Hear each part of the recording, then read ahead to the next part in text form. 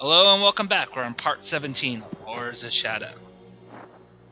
And This I'm is a big castle. I'm very cold looking at this. Are we gonna face the Lich King now? Somebody left an old refrigerator open. That's definitely what happened. You know what? It actually does kind of remind me of the castle in Northrend. Okay. It had chains just like that. Huh.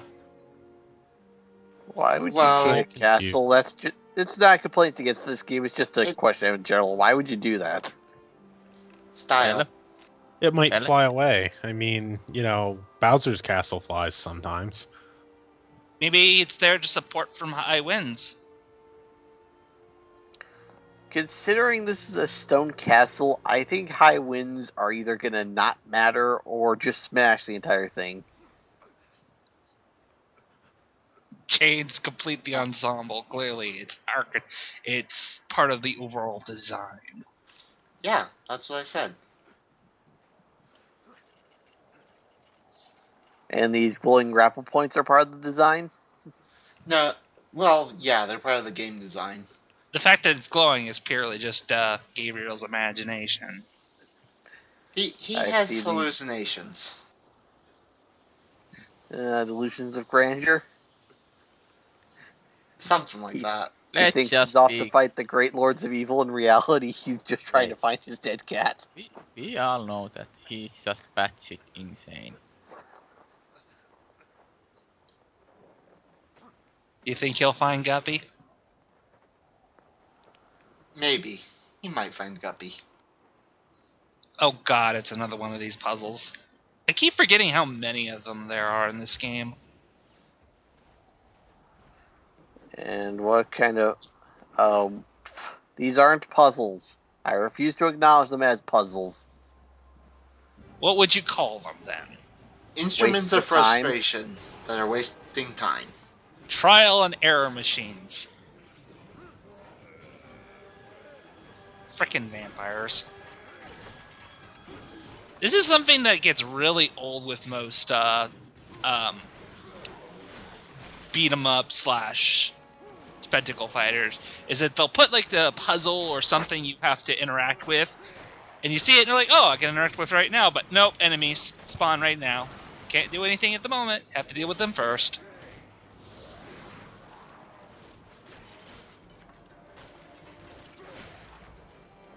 Hey, they heard he was batshit. They're just trying to actually make him batshit. Exactly. Well, yeah, so he's from the People's Republic of Madbodia. So these guys just want to make best dad joke ever. Basically.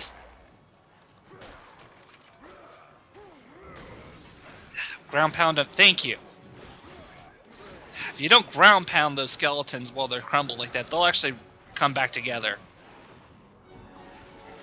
No, so Hey, it could be an Stalfos. actual Castlevania game where there are skeletons you can't kill. Yeah, I don't think there's any red skeletons in this game. Thank God. In a 2D Castlevania game, the skeletons are basically like Koopa Troopas. They just walked back and forth. They weren't that much of a threat. They also kept throwing bones at you like Hammer Bros. Only you had much more, ways of dealing with that Hammer Bro style attack, You had a shield, for example. Shields do make things What? easier. In Yeah, you can modern use 2D shield. Castlevania, CV1, 2, and 3 would beg to differ. 4 as well. Oh, sorry, I Again, speak more from Symphony of the Night. Hey, you kids and your newfangled games! I'm sorry, but I've never played Super Castlevania 4. I kind of wish I could redo Symphony of the Night. I kind of want to hear what you guys have to say about that game. Instrument of frustration solved. Let me ask you this, Matt. Would you say Symphony of the Night would be one of those games that if you could go back and play it for the first time ever again just to get that fresh new experience, would you? That would require me to have had that experience in the first place. Let me guess, you watched other people play it before you played it yourself. Well, considering my only option for several years was to either watch someone else on YouTube or, buy a PS1 and the game in the PS2 era. Because my original PS2 had already died at that point. Yeah, I kind of had to deal with it. Anybody else with a similar thing where you saw a game and that's how you got it? You basically saw the entire game before you even touched it. Valkyrie Profile. I can't say I saw all of Silhouette Mirage. But I did see the tail end of it. For me, I guess Dark Souls. I mean, I played Dark Souls, but I saw like plenty of like different challenge runs, like by Lobos or somebody. Oh, my capture card fucked up there. Ozzy, I'm pretty sure you haven't beaten Dark Souls. I haven't beaten it, no, but I've played enough of it where I feel like I've got my fill. I think that turn thing up there was more of a puzzle than the actual puzzles in this game are. Okay, so we now can say that Ozzy has played enough of Dark Souls to know that he doesn't want to play it anymore. It's mostly because I've seen almost the entire game by watching somebody else play it, to the point where the shock or the exploration that normally comes from playing it is already gone. But that's not the point of playing Dark Souls. The point of playing Dark Souls is the challenge. And to Really? die a The point lot. of playing Dark Souls is to die a lot. When I first started playing Dark Souls, I was exploring every nook and cranny. I wanted the lore. I wanted to see what all kinds of little hidden secrets there were. The problem is, every time I go and find a little cool secret, it's like, oh, and then I die because that was actually an ambush or something. I wasn't saying there was no point to exploration. I'm just saying that's not the main point. Yeah, the main point of Dark Souls is to die a lot.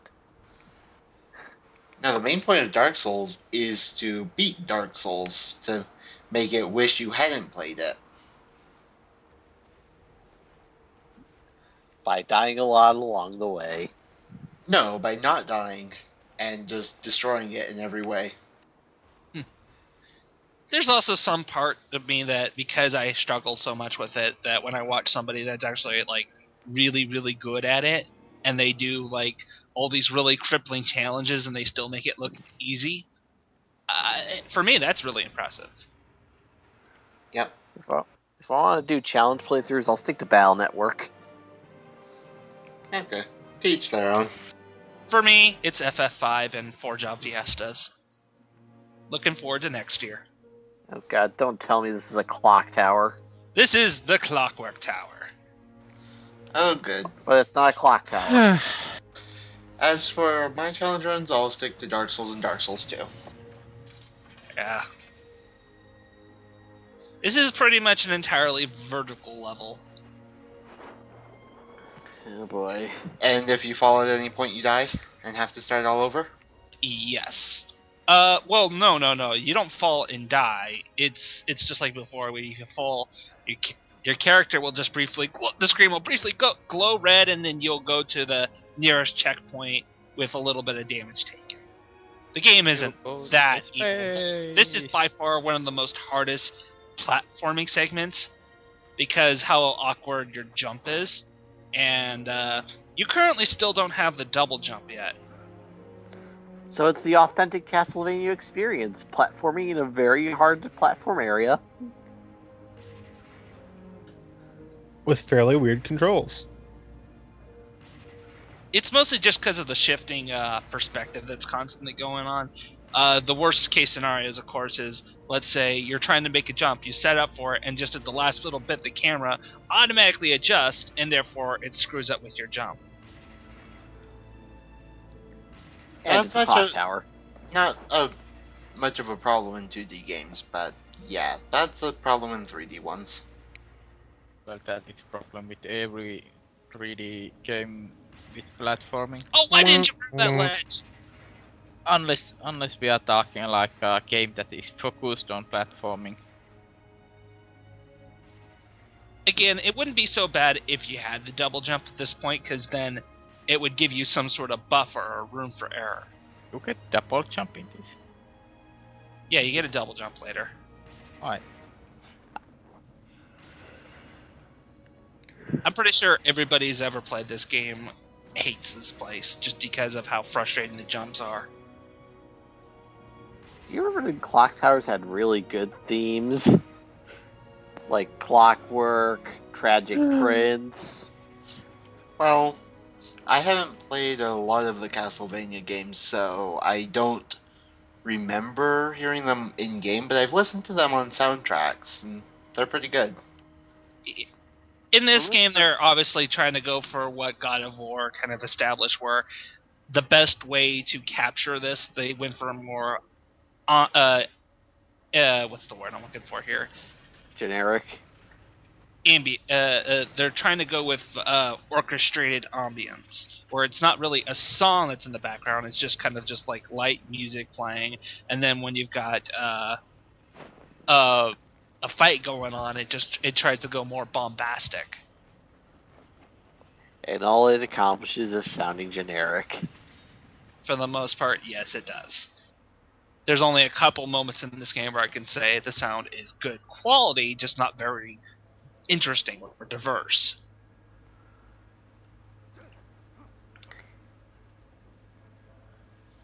Even Metal Gear had better versions of ambience. They actually, sounded like locations. They, even ignoring the old MSX games.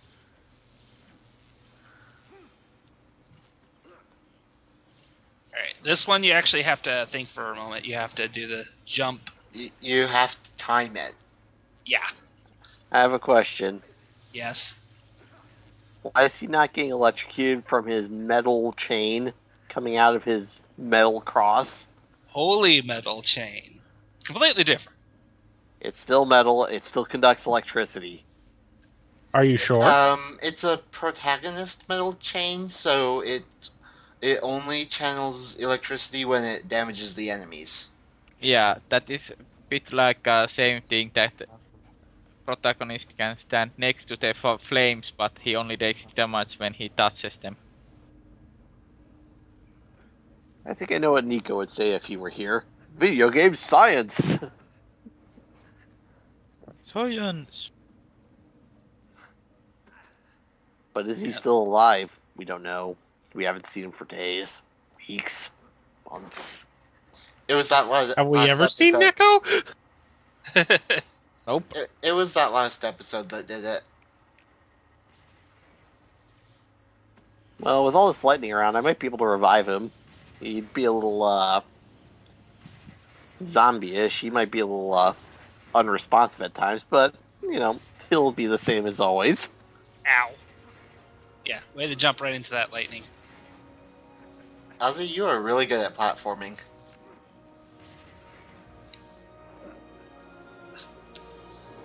As if you couldn't tell, because I clearly didn't when I was doing this level, you have to time it. Yeah, I could tell.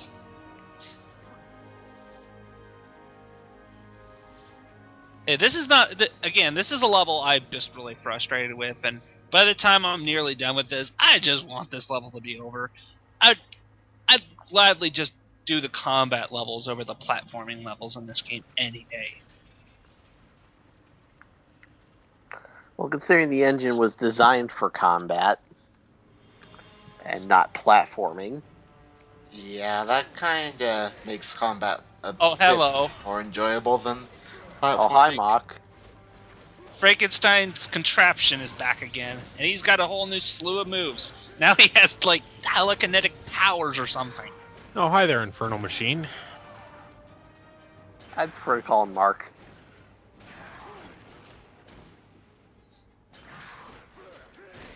It's Tim.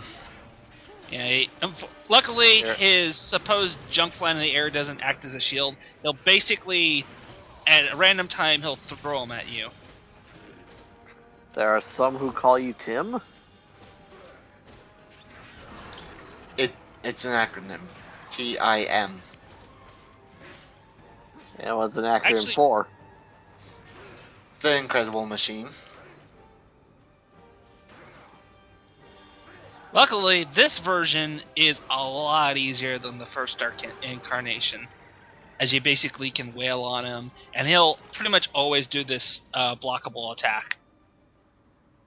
Well, of course it's easier because it's now boss monster come to the Moog syndrome. He doesn't spam his unblockable attack much in this fight. At least it did for me.